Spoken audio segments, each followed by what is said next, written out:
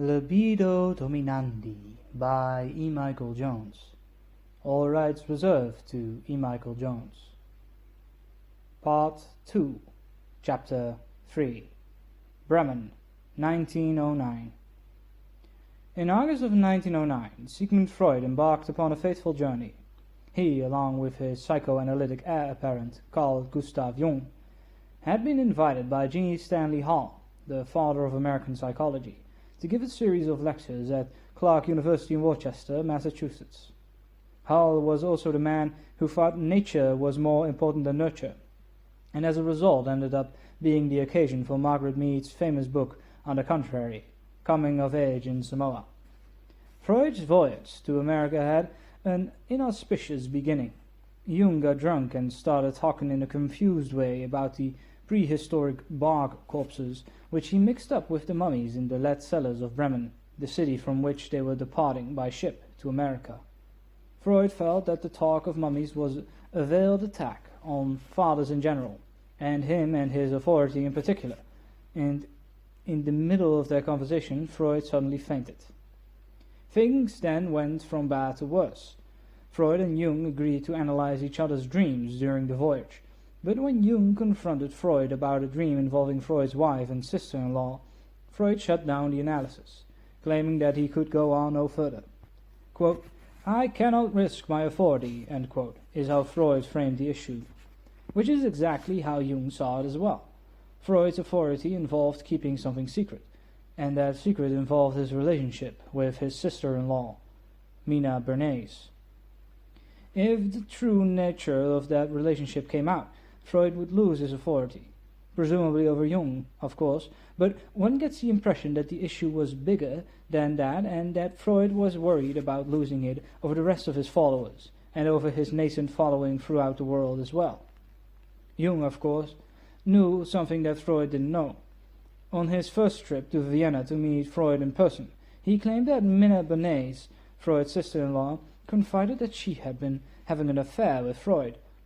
Biographers like Peter Gay have found the claim implausible, but the very fact that Jung was pressing the issue on the sea voyage to America argues in favor of believing that it happened. Jung, of course, brought his own sexual baggage to the meeting. He had been having an affair with a patient by the name of Sabina Spielrein, and had gone to Freud for what amounted to absolution, an act which confers power on the absolver.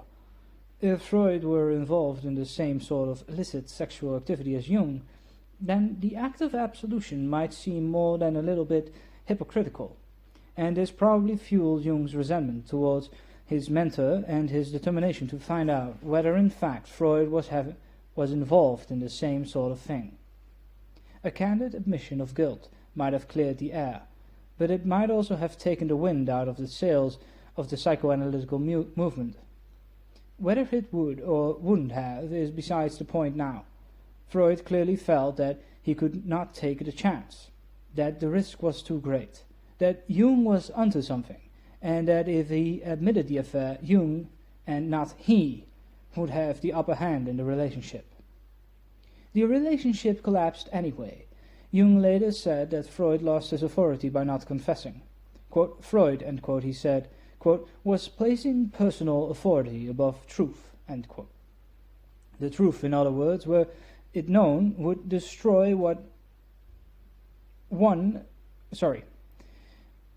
The truth, in other words, were it known, would destroy whatever authority Freud had. The simplest explanation of Freud's reticence, the one I pursued in Degenerate Moderns, is that what Freud called the Oedipus complex, the fact that, quote, "all men," end quote, desire sexual relations with their mothers or sisters, is really nothing but the projection of Freud's guilt away from his affair with Minna Bernays. Instead of admitting that he had done something wrong, Freud engaged in a massive instance of rationalization. He subordinated the truth to his desires. If his followers were to uncover the details of his transgression, they would hold the key which explained his theory in terms of his behavior. As a result, the theory would lose its power to explain the psyche, and Freud would lose his authority along with his failed theory.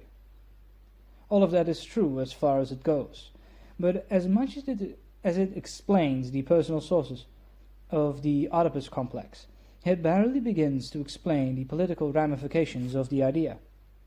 Both Freud and Jung could read the signs of the times. Both were aware that they had discovered in psychotherapy not so much a medicine for healing people, as much as a tool for manipulating them.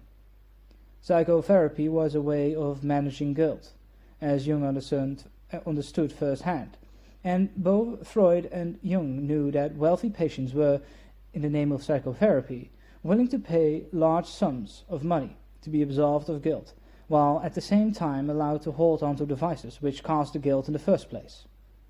Both Freud and Jung understood how powerful and how profitable this new discovery could be, and the break between them is best understood in this light. It wasn't over ideas, but over control over a movement, over the control of rich patients and their financial resources, that Jung broke with Freud. Jung knew where the source of Freud's power lay, and he wanted that source in his own right, and not as somebody's Gentile heir apparent. At around the same time that Freud first received his invitation to speak at Clark University, Jung received a visit from a wealthy American patient by the name of Meadow McCormick, scion of the wealthy Chicago family which owned the Chicago Tribune and International Harvester. Quote, "Fate," end quote, Jung wrote, quote, "which evidently loves crazy games, had just at this time deposited on my doorstep a well-known American, friend of Roosevelt and Taft, proprietor of several big newspapers, etc., as a patient. Naturally, he has the same conflicts I have just overcome, so I could be of great help to him, which is gratifying in more respects than one. It was like balm on my aching wound. This case has interested me so passionately in the last fortnight that I have forgotten my other duties." End quote. McCormick was suffering from alcoholism and depression, and Jung, bolstered by Freud's absolution of his affair with Sabine Spielrein, decided that he had the cure. Jung prescribed polygamy. Quote, "He rather recommended," end quote, McCormick wrote later, quote, "a little flirting, and told me to bear in mind that it might be advisable for me to have a mistress, that I was a very dangerous and savage man, that I must not forget my heredity and my infantile influences, and lose my soul, if women could save it." End quote. Knoll explains Jung's infatuation with polygamy as part self-exaltation of his own behavior, but also as stemming from his increasing interest in, quote, Aryan, end quote, mysticism, an infatuation which grew in direct proportion to his alienation from the Jew Freud and what he perceived as the, quote, Jewish, end quote, psychoanalysis of the Freudian school. The Aryan-Jewish conflict, much like the mystical/atheist polarity of an earlier age, was at the root of a pretext for a struggle which was over control of a new psychic technology and the financial benefits that went with that control.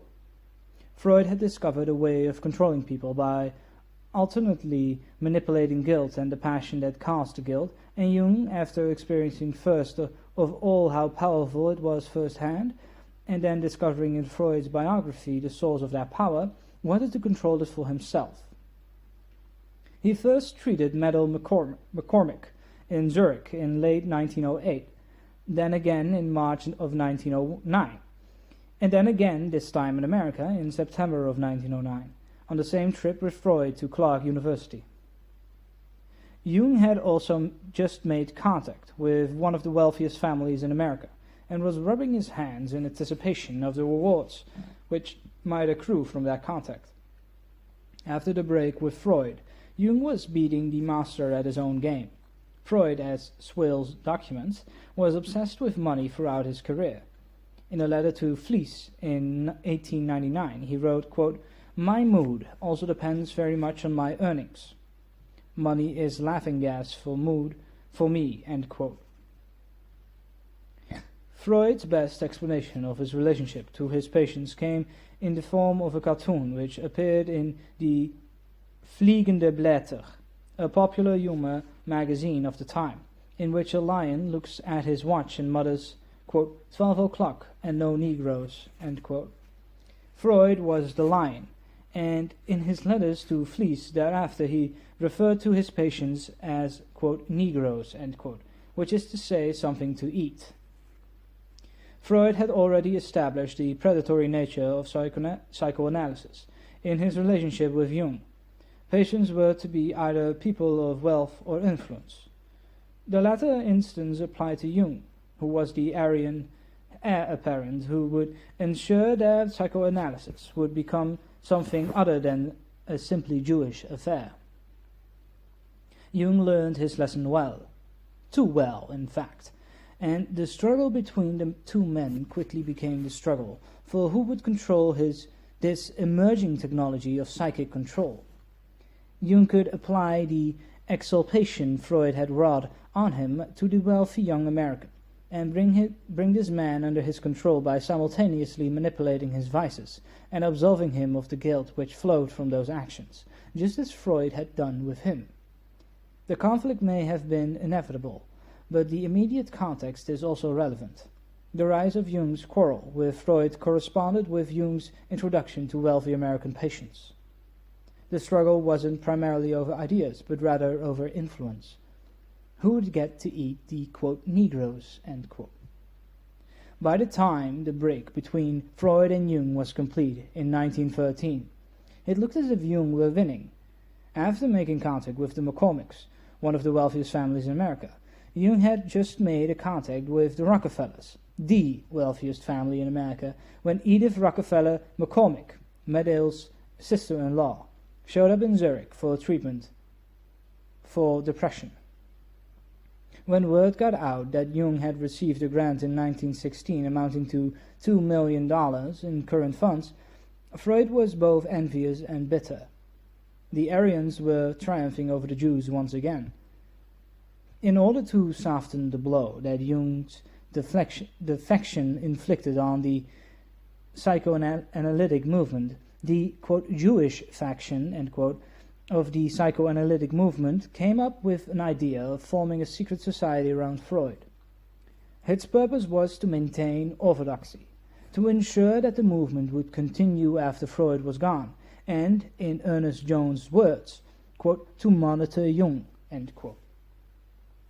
In his partisan biography of Freud, Jones said, quote, the idea of forming a brotherhood of initiates came from his boyhood memories of many secret societies from literature, end quote. L.J. Rader thinks that Jones is referring here to the novels of Benjamin Disraeli, specifically Coningsby and Tancred, both of which talk about a Jewish conspiracy to topple the thrones and altars of Europe. Quote, you never observe a great intellectual movement in Europe, end quote, Disraeli wrote in Coningsby, quote, in which the Jews do not greatly participate. The first Jesuits were Jews. The mysterious Russian diplomacy which so alarms Western Europe is organized and principally carried on by Jews. That mighty revolution, which is at this moment preparing in Germany, and which will in fact be a second and greater Reformation, is entirely developing under the auspices of Jews, who almost monopolize the professorial chairs of Germany. End quote. The fact that Disraeli was himself a Jew lent a credibility to his fictions that was both ironic and compelling. Cosima Wagner found it ironic that a Jew would make such a statement and said so to her husband.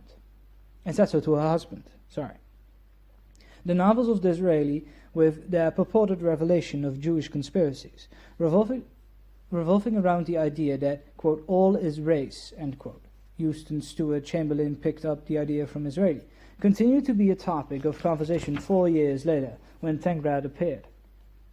Since Nietzsche was also part of the Wagner household at the time, he was probably in on the conversation about Jews and secret societies. Rather traces Jones's proposal to initiate a secret society at the heart of psychoanalysis to Disraeli's novels, and indicates that psychoanalysis was at root a Jewish conspiracy, whose role was the overthrow of Christendom. Phyllis Groskurth, however, indicates that the idea of creating a secret society at the heart of the psychoanalytic tradition might have come from Freud himself. She cites the official explanation of the secret societies as it appeared in Jones's biography, along with the crucial passages Jones left out. Jones, she writes, quote, suggested that a secret committee be formed as a Praetorian Guard around Freud. The unstated aim, of course, was to monitor Jung, to maintain a watching brief in which they would report to Freud. Freud's response, August 1st, 1912, was highly enthusiastic. And here is what he said. What took hold of my imagination immediately is your idea of a secret council composed of the best and most trustworthy among our men, to take care of the further development of and defend the cause against personalities and accidents when I am no more. You say it was Ferenczi who expressed this idea, yet it may be my own, shaped in better times. When I hoped Jung would collect such a circle around him, composed of the official headmen of the local associations, now I am sorry to say such a union had to be formed independently of Jung and of the elected presidents. I dare say it would make living and dying easier for me if I knew of such an association existing to watch over my creation. I know there is a boyish, perhaps romantic element in this conception, but perhaps it could be adapted to meet the necessities of reality. It will give my fancy free play and leave you to the part of the censor, end quote. In the italicized section, which Groskurth restored, Freud makes clear that the idea of psychoanalysis as a secret society was part of his concept, even during his association with Jung.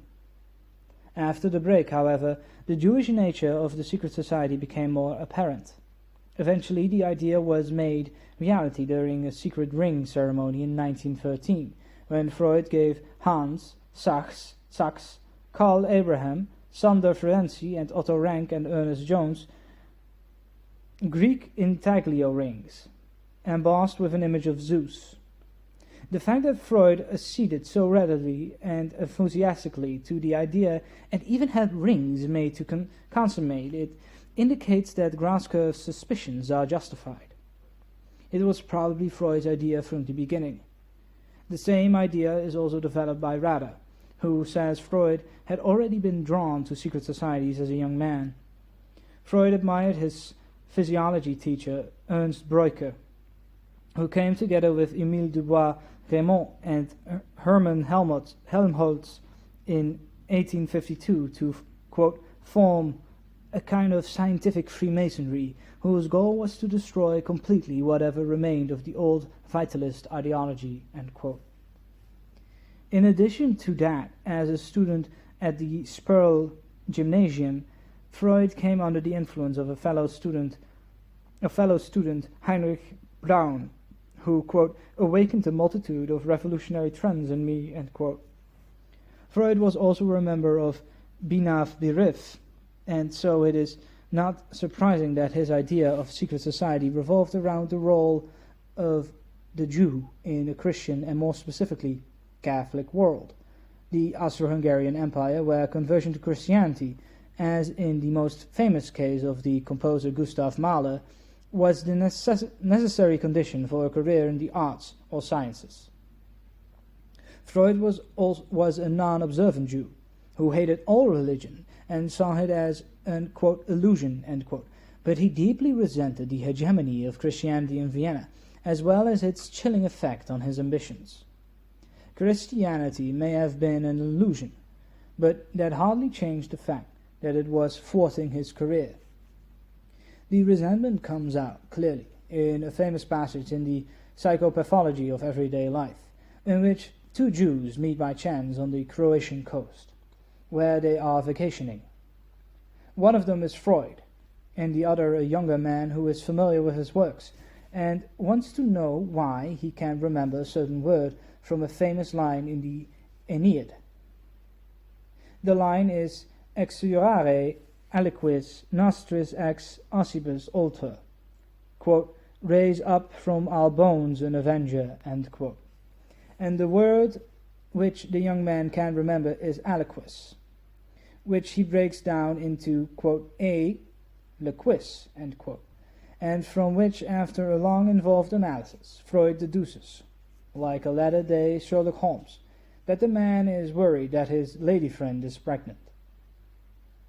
The inability to remember bespeaks an ambivalence on the young man's part, which stems from repression. He wants an heir to be his avenger against, quote, Rome, end quote, but he is afraid that the heir might come from some unwanted source and endanger his career. That the young man is concerned about his career comes out when the conversation turns to, quote, race, end quote, i.e. the Jewish question. Quote, we had fallen into conversation, how I have forgotten, about the social status of the race to which we both belonged, and ambitious feelings prompted him to give vent to a regret that his generation was doomed, as he expressed it, to atrophy, and could not develop its talents or satisfy its needs, end quote. The, quote, exoriare, end quote, line has direct relevance here.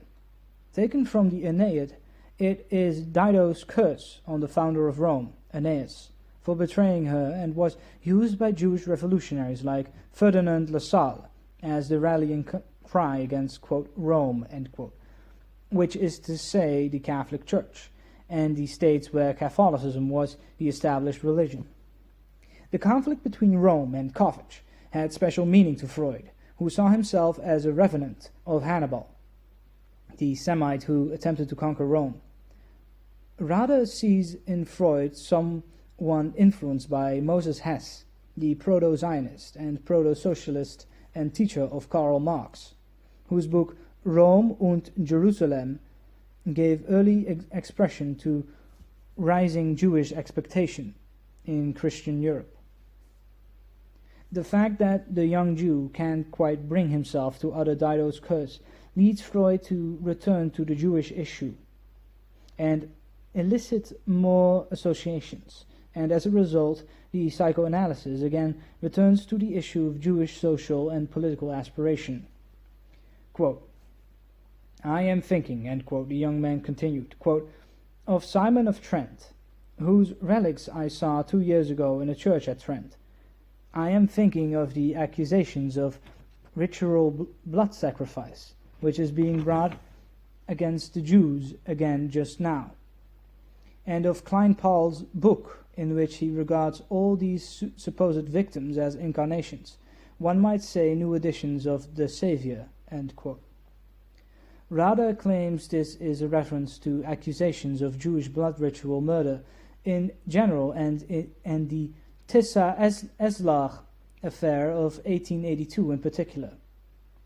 However, the phrase, quote, just now, end quote, could just have been easily referred to the Dreyfus affair. Alfred Dreyfus, a French army officer, was convicted of treason in 1894, and the conviction was overturned in 1906. The simple truth of the matter is that concerns about Jewish conspiracy were quite common during the entire last quarter of the 19th century. Disraeli's novels gave expression to a common obsession, a fear of a Jewish Masonic conspiracy, which aspired to overturn both throne and altar on its way to establish a Jewish worldwide regime that many thought would bring about the reign of the Antichrist.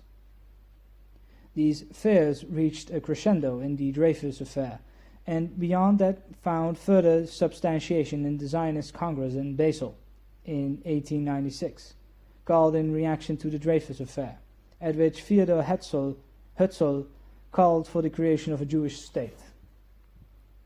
Eventually, Freud brings the psychoanalysis to a conclusion by tracing the young man's ambivalence and forgetfulness to a suspicion that he both wants an heir to avenge him and at the same time does not, because the avenger would come from an unpleasant and unexpected source. Quote, the contradiction, Freud concludes, quote, has its roots in repressed sources and derives from thought that should lead to a diversion of attention, end quote. But diversion of attention from what? In Degenerate Moderns, I discuss Swales's explanation of the passage in the Psychopathology of Everyday Life, according to which there is no young man. Freud is psychoanalyzing himself and making in what I termed an expression of the Dimsdale syndrome, a veiled confession about his affair with Minna Benes, which was consummated near Trent in September of 1900. That affair is the psychic source of the Oedipus complex, which avers that, quote, all men, end quote, have a desire to sleep with their mothers or sisters. So Freud is the young man, and the young man is very aware of his position as a Jew in society, and the fact that he can't make it in a Christian world unless he capitulates to, quote, Rome, end quote, and converts to Christianity. Just as the Oedipus complex is Freud's guilty conscience, projected into a, quote, scientific, end quote, principle, a discovery of the real nature of man, which absolves him of all the guilt in the matter. So the inability to remember a key word in the line from the Aeneid beginning with exoriare is Freud's covert expression of his Jewish animus against Rome, and perhaps a just as covert attempt to tell the reader what he plans to do about that unacceptable state of affairs. In typical fashion, Freud makes use of a literary reference to indicate his intentions, but as always in covert fashion. Like the young man who is really a disguised version of himself, Freud is full of ambivalence.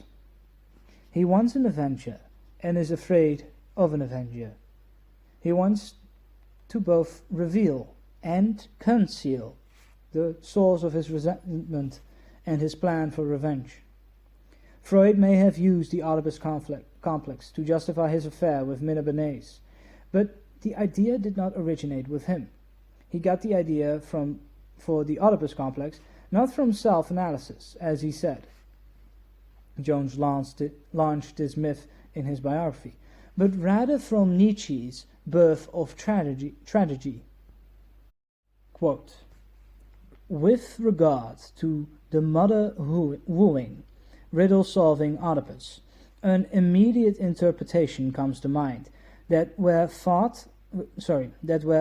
the oracular and magic powers the force of both present and future, the rigid law of individuation as well as the magic of nature is broken. The preconditioning cause is that beforehand a monstrous act against nature, something on the order of incest, must have taken place. Then how is one to force nature to reveal her secrets, other than by victoriously going against her, that is, through an act contrary to nature? I see this recognition sketched out in that hideous trinity of Oedipus's fate. The same man who solves the riddle of nature, that double-edged sphinx, must violate the most holy order of nature as both parasite and spouse of his mother. Indeed, the meaning of the myth seems inescapable, that wisdom, and especially Dionysian wisdom, is an unnatural horror, and that the man who through his knowledge plunges nature into the abyss of annihilation experiences in his own being the disintegration of nature. The point of wisdom turns against the wise.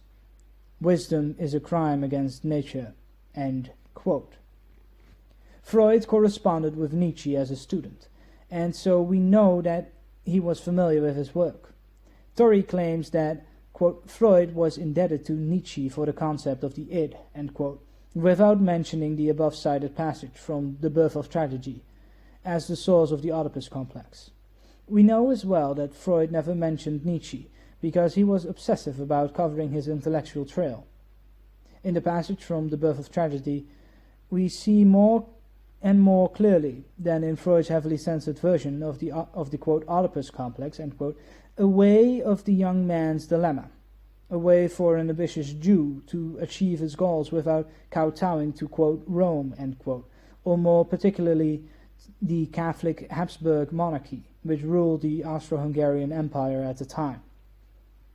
Incest had long been part of the Illuminist revolutionary tradition. Shelley made incest the centerpiece of his revolutionary poem, quote, The Revolt of Islam, end quote. Incest, as Nietzsche makes clear, has a political application. By killing the father and or becoming spouse of his mother, the Oedipal revolutionary, quote, forces nature to reveal her secrets, end quote. Knowledge, especially illicit carnal knowledge. Knowledge, especially illicit carnal knowledge, means power. The power to bring off a revolution like that of 1789 in France, and perhaps even greater. The epigraph for his first book, The Interpretation of Dreams, indicates in Freud's typically cryptic way the political program of psychoanalysis. Flectere si nequio superos acheronta movevo. Quote, if the powers above ignore me, I will move the powers of hell. End quote. Freud is proposing here a revolutionary psychology in which the passions, before kept under the control of reason, now act as secret agents, betraying reason's control by seemingly inconsequential things like forgetting foreign words or substituting names.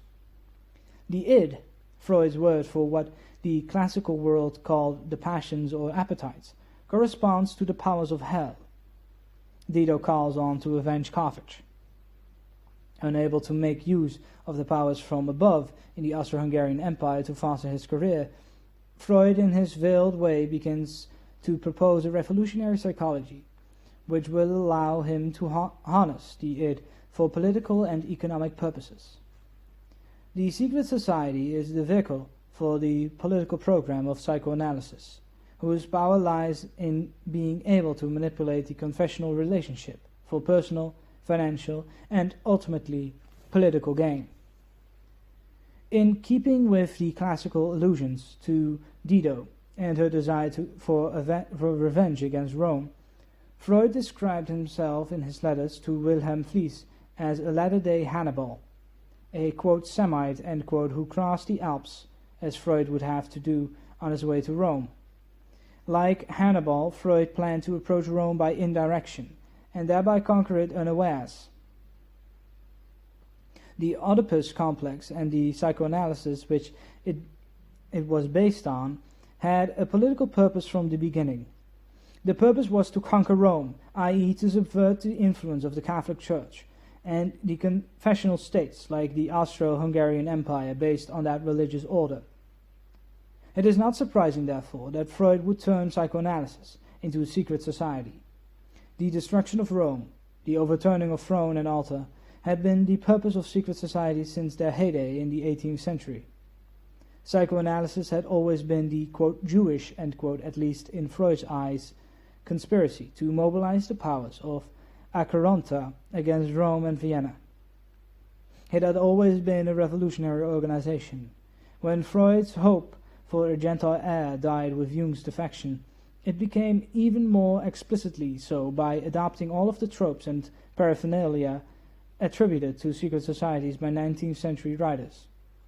Psychoanalysis became, in their words, a Judeo-Masonic conspiracy to overthrow throne and altar.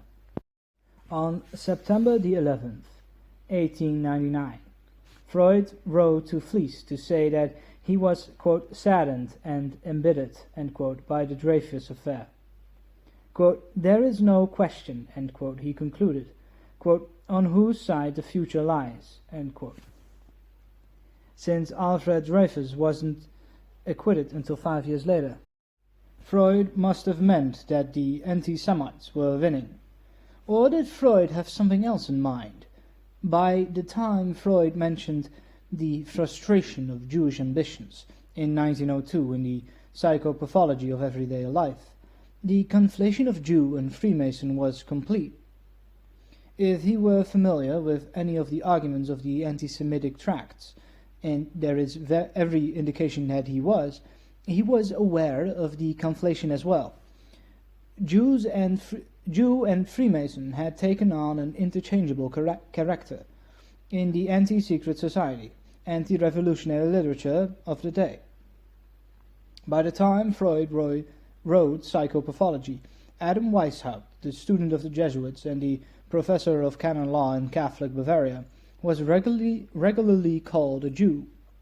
If Freud was aware of the rising tide of anti-Semitism and the conflation implicit in the commonly used term Judeo-Masonry, then he must have been aware of Bariel, because Bariel was mentioned in virtually all of the anti-Judeo-Masonic tracts as their ultimate source.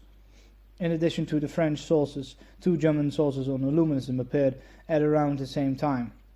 Ludwig Wolfram's book Die Illuminaten in Bayern und ihre Verfolgung appeared in 1899-1900, the same year as Interpretation of Dreams.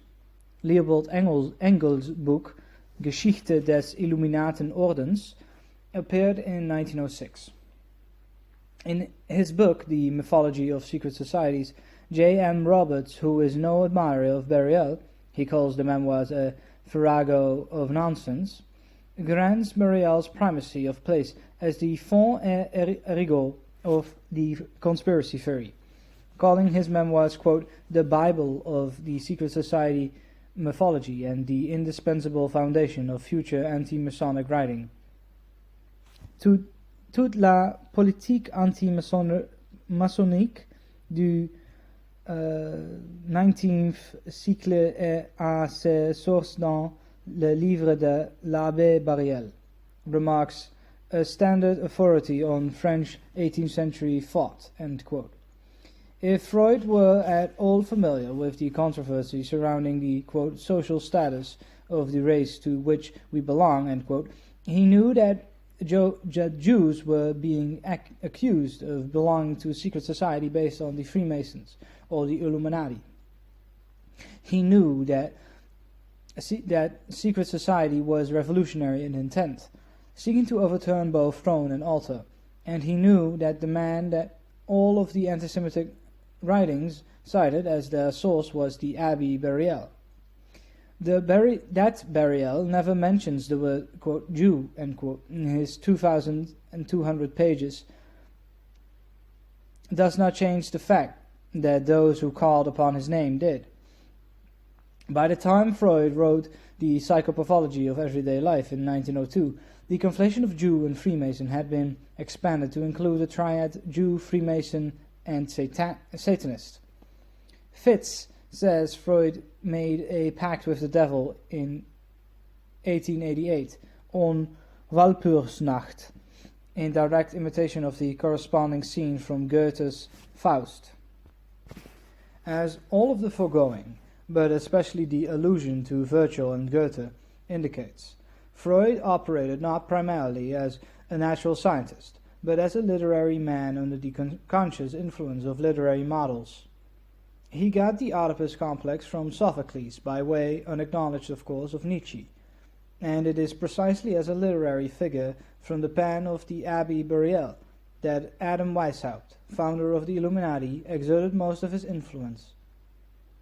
Nestor Webster in World Revolution claims a direct organizational connection between the Illuminati and the Bolsheviks, a claim which has caused the so-called conspiracy theory to fall on hard times. A stronger case can be made for literary influence. By publishing the secret papers of the Illuminati in 1787, the Prince of Bavaria granted Weishaupt an immortality that his organizational skills could never have achieved on their own. That fame was spread even farther by Burial's memoirs, a bestseller in just about in just about all of the countries in Europe where it appeared at the turn of the 19th century.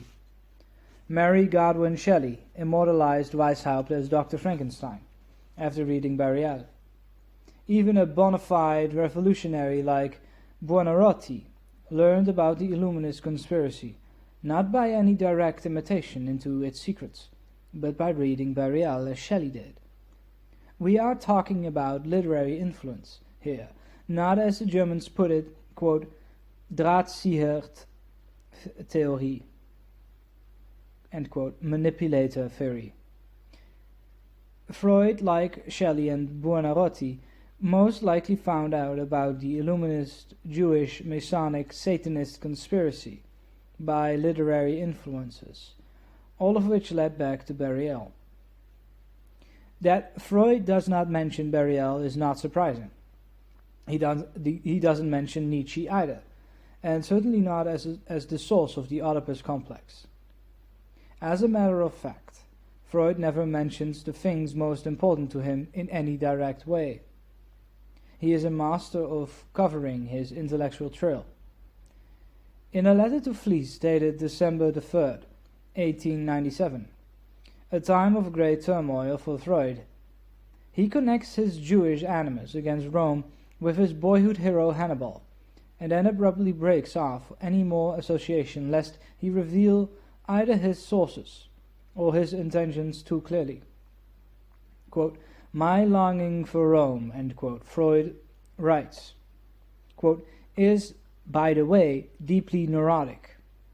It is connected with my high school hero worship of the Semitic Hannibal.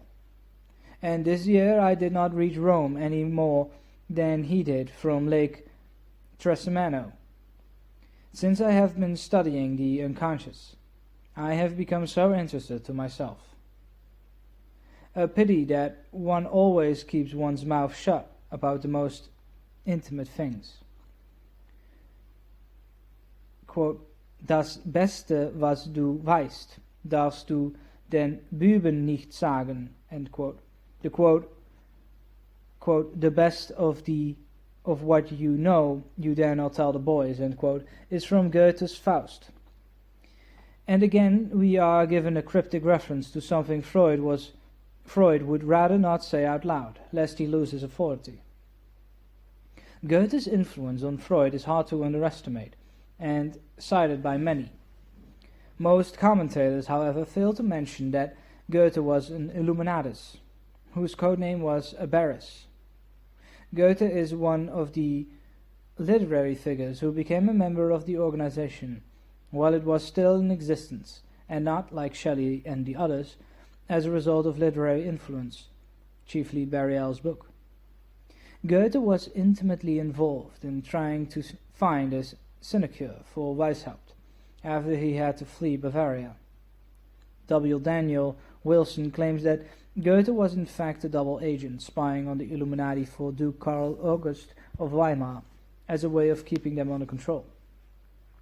Goethe wrote about secret societies explicitly in his novel Wilhelm Meister's Lehrjahre, but the arcana of Faust stems from that tradition as well. Freud, in his letter to Fliess, adverts to his desire to conquer Rome, his identification with the Semite Hannibal, and then with a reference to Goethe, says he can tell us no more, the implication being that he would lose his authority if he did. If he really knew what Freud were up to, then he would have no power over us. Psychoanalysis, in other words, can only function as a form of manipulation from behind the scenes. Because of this, it is quintessentially conspiratorial. Conspiracies work only if they are kept secret. If their real intention were made clear, they would be ineffective. Freud, Fitz tells us, burned his personal papers, not once but twice, as a way of throwing future investigators off the scent. The only safe conclusion one can draw from Freud's use of the line from Goethe is that if any idea or source is important to Freud, quote, das Beste, was du weißt, end quote, Freud will not tell us what it is, quote, das du den Buben doch nicht sagen, end quote. This, of course, does not mean that there is no evidence that Freud read either Burial or the Illuminist manuscripts. The evidence is in the text itself. In describing the code names of the conspirators, Burial explains that Zwak, because of his hatred for kings, took the name, quote, Philip Strozzi, after that famous Florentine conspirator, who having murdered Alexander de Medici was afterwards taken in open rebellion against his sovereign, and plunged the dagger into his own breast, reciting that verse with all the cry of vengeance. Exoriare aliquis nostris ex ossibus ulter, end quote. In a description of recruiting techniques that has direct relevance to Freud's penchant, already discussed, of seeking out wealthy patients, Weishaupt instructs his followers to seek out, quote, the dexterous and dashing youths, who must have adepts who are insinuating, intriguing, full of resource, bold and enterprising. They must also be flexible and tractable, obedient, docile, and sociable. Seek out also those who are distinguished by their power, nobility, riches, or learning. Nobiles, potentes, divites, doctors, querite, spare no pains. Spare nothing in the acquisition of such adepts. If heaven refuse its aidance, conjure hell. Flectere si niquies superos acheronta movebo, end quote. The similarities between Freud's secret society and Adam Weishaupt's becomes even more striking if we look at the incident which threatened to bring both institutions down, namely incest. When challenged by Jung to explain his relationship to his sister-in-law, Freud retreated, saying by way of explanation, quote, but I cannot risk my authority, end quote. In a letter to his co-conspirator Hürtel, Weishaupt admits to having had an affair with his sister-in-law, who is now pregnant.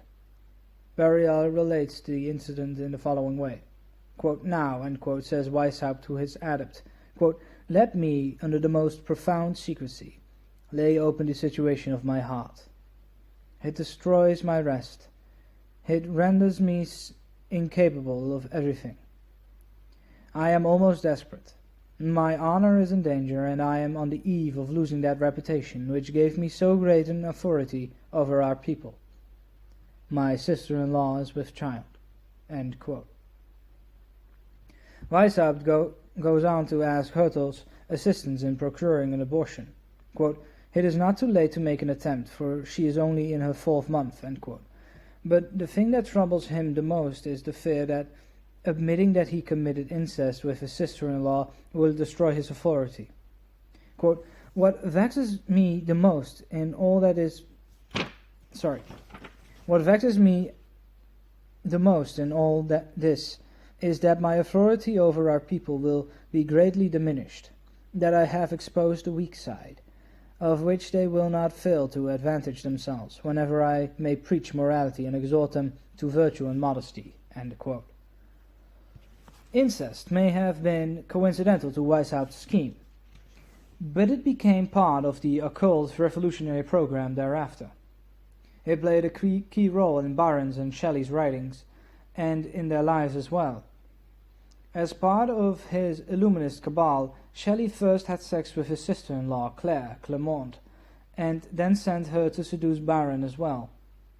The, quote, League of Incest, end quote, as contemporary gossip termed their menage, was to become complete when Byron was seduced by Mary Godwin. But Shelley had a psychotic breakdown before the incestuous circle could be completed. Taking his cue from Nietzsche, Freud saw incest as a way of forcing nature to reveal her secrets, and therefore her power to him. But he also understood that the secret which was the source of his power over nature must be guarded if he were to retain his authority. If people like Jung were ever to find out about his relationship with Mina, his sister-in-law, they would have the key to Freud's sphinx-like riddle, and that would mean the end of his authority and therefore his power. They would also understand the real source of the Oedipus complex in Freud's guilty conscience. But even more striking than the literary influences and the connection between incest and loss of authority is the similarity between Illuminism and psychoanalysis. Both Illuminism and psychoanalysis claimed that they could plumb the depths of the soul by carefully observing seemingly random lapses and gestures. Both were based on having the patient or adept give in-depth, quasi-confessional, quote, examinations of conscience, end quote, during which they told the Illuminist controller or psychotherapist details of their personal lives, which could later be used against them. Both Illuminism and psychoanalysis ended up as covert forms of psychic control, whereby the controller learned of the adept's dominant passions and manipulated him accordingly. Illuminism claimed to be a kind of, quote, Zucht, end quote, or training, a way of perfection, but Agathon, in comparing Illuminism to its roots in the German pietist tradition, makes it clear that, quote, self-knowledge was not the final goal of a religious transcendental longing for salvation. Rather, self-knowledge and human knowledge served as forms of control, which were to bring about the creation of a utopian heaven on earth, end quote. Psychoanalysis and Illuminism were in effect the same project. The Illuminist term Seelenanalyse is simply the Germanified term of psychoanalysis, or vice versa, with the details changed to suit the sensibilities of a later age, an age which believed that, quote, science, end quote, and, quote, medicine, end quote, rather than secret societies would lead to heaven on earth. Both psychoanalysis and Illuminism engaged in what a later critic called, quote, Seelenspionage, end quote, spying on the soul. Both made use of what might be called a Masonic doctrine of two truths, as part of their very nature. What the adept knew was not the same as what the controller knew. The patient saw psychoanalysis as a form of liberation, whereas the therapist fostered disillusion as a form of control. Psychoanalysis adopted all of the essential characteristics of Illuminist mind control, but Illuminism can just as easily be seen as an early form of psychoanalysis, a project long cherished by the Enlightenment. Christian Thomasius, writing at the very beginning of the Enlightenment in 1691, described the, quote, new discovery of a science that is both well-grounded and highly necessary for the common good, end quote, a science, namely, that, quote, is able to recognize the hidden things in the hearts of other men, even against their will, out of the details of their daily conversation, end quote. At the heart of psychoanalysis, we find Freud as the paradigmatic analyst, acting out, in his own words, the role of, quote, father confessor, end quote. The manipulation of both confession and examination of conscience as the heart of Illuminism, as well as a well-established fact. The manipulation of both confession and examination of conscience as the heart of Illuminism is a well-established fact. Adam Weishaupt was a student of the Jesuits for 8 years. In creating his secret society, Weishaupt simply took the spiritual exercises of Ignatius of Loyola, most specifically the examination of conscience, and illuminized them. Weishaupt was a case study in ambivalence when it came to the Jesuits. He hated them, and yet told Friedrich Meunter that as a young man he almost became one himself. Dass als junger Mann selbst nahe dabei war, Jesuit zu werden. End quote.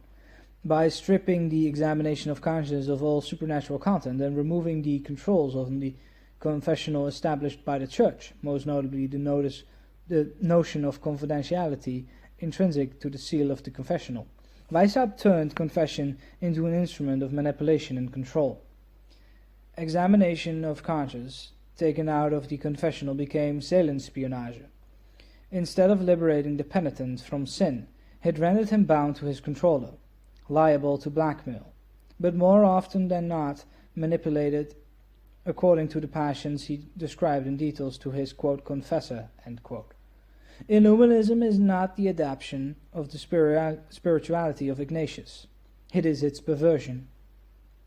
According to Beriel, Weishaupt, quote, detested the children of Benedict, Francis, or Ignatius, but he admired the institutions of these holy founders, and was particularly charmed with Ignatius, whose law directed so many zealous men dispersed throughout the world toward the same object and under one head, end quote. Weishaupt, according to Beriel, quote, conceived that the same forms might be adopted, though to operate in a sense diametrically opposite, end quote. Agathon cites the influence of the Jesuit Balthazar Gracian in his 1647 book Oracula Manual y Arte de Prudencia, in which he explains, quote, how to control others, how to have influence on their will, by knowing their inclination and their weak points, observation of another, and knowing as much about him as possible, becomes the central means of power, end quote. Weishaupt's co-conspirator Knigge, called their technique of manipulating lower rank Illuminati a, quote, semiotics of the soul, end quote. Quote, from the evaluation of all these characteristics, end quote, Knigge wrote, quote, even the smallest and least significant appearing, one can draw the most glorious conclusions in terms of both general results and human research, and gradually thereby work out a reliable semiotics of the soul, end quote. Weishaupt was convinced that his psychotechniques held the key to understanding human beings by paying attention to what otherwise seemed like insignificant lapses, coincidences, or gestures, the same type of thing Freud purported to explain in the psychology of everyday life. Weishaupt also felt that his system of controlling people without their knowing it involved in an, quote, exemplary, end quote, form of, quote, education, end quote. Weishaupt was able to train his Areopagites, quote, how one can consciously organize a large group of people without much effort, end quote. He understands the art of, quote, operation and manipulation, end quote, better than, quote, anyone else in the Illuminati organization, end quote, because he paid attention to the smallest nuances. Quote, oh, everything depends on that. I study each glance and gesture, and train my people to go in response to a wave of my hand, and so that I can, without speaking, read the meaning in their faces, end quote. Weishaupt concludes his enthusiastic description of his power over Weishaupt concludes his enthusiastic description of his power over his underlings in the Illuminati order by mentioning the case of his pupil Eloi Dussel, also of Ingolstadt. Quote, I keep him on as short a leash as possible, give him much work. He is so compliant, like the best novice in any cloister. I lead him without him noticing it, end quote. Here, as elsewhere, Weishaupt thanks the Jesuits for revealing to him the techniques of non-corporeal compulsion. Quote, in his mind, end quote, Beriel wrote, quote, Weishaupt combined the plan of a society, which was at once to partake as much as convenient of the movement of the Jesuits, and of the mysterious silence and secret conduct of Masonry, end quote. Beriel, who was both Jesuit and for a time Illuminist, is quick to point out the difference between, quote, the Illuminized and the religious obedience, end quote. Quote, of that immense number of religious who follow the institutes of Saint Basil, Saint Benedict, Saint Dominic, Saint Francis, there is not one who is not thoroughly convinced that here exists a voice far more imperious than that of his superior, the voice of his conscience, of the gospel, and of his God. There is not one of them who, should his superior command anything contrary to the duties of a Christian or of an honest man, would not immediately see that such a command was a release from his vow of obedience. This is frequently repeated and clearly expressed in all religious institutes, and nowhere more explicitly or positively than in those of the Jesuits. They are ordered to obey their superior, but in cases only where such obedience is not sinful. Ubi non sternuretur peccatum. End quote. Just as Freud's unacknowledged appropriation of Nietzsche reveals the true source and real meaning of the Oedipus complex, so his unacknowledged appropriation of Illuminist psychotechniques reveals that at its root psychoanalysis was not medicine or therapy, but a form of psychic control. It was a covert way of controlling people through the manipulation of both guilt and passion in a quasi-confessional relationship. It is precisely in removing confession and examination of conscience from their religious matrix that Weishaupt changes them from an instrument of spiritual liberation and turns them into an instrument of psychic control. Once the church is seen as the enemy and the moral order a form of repression, there is no controls on the controller. The controller can do with his adept whatever he wants. Not only is there no seal of the confessional, obliging the confessor to keep secret what he has heard, Illuminism is based on the systematic sharing of information. The information, however, only moves upward. What the controllers have learned from their adepts is passed on to the top. Information never descends in a secret society. Both Illuminism and psychoanalysis are in many ways the fulfillment of Bacon's dictum, so cherished by the Enlightenment, that knowledge is power. Knowledge of the inmost perturbations of the soul, now liberated from the seal of the confessional and the moral order established by the Christian religion, was seen as a form of psychic control. Illuminism naturally leads to exploitation and manipulation, and it was precisely these psychotechniques of controlling people, as if they were machines, that caused the most outrage when the Illuminist manuscripts were published in 1787. The French Revolution 2 years later only added to the suspicion that people were being controlled from without by secret manipulators. In his recent attack on Freud, Why Freud Was Wrong, Richard Webster makes much of Freud's role as father confessor. Freud, in his own words, stood, quote, as the representative of a freer or superior view of the world, as a father confessor who gives absolution, as it were, by a continuance of his sympathy and respect after the confession has been made, end quote. He might just as tellingly emphasize the first half of the quote, because Freud's Illuminist departure from the tradition of auricular confession is every bit as significant as his imitation of it. Freud is, quote, the representative of a freer or superior view of the world, end quote, and it is from this position that he gets his power over his clients.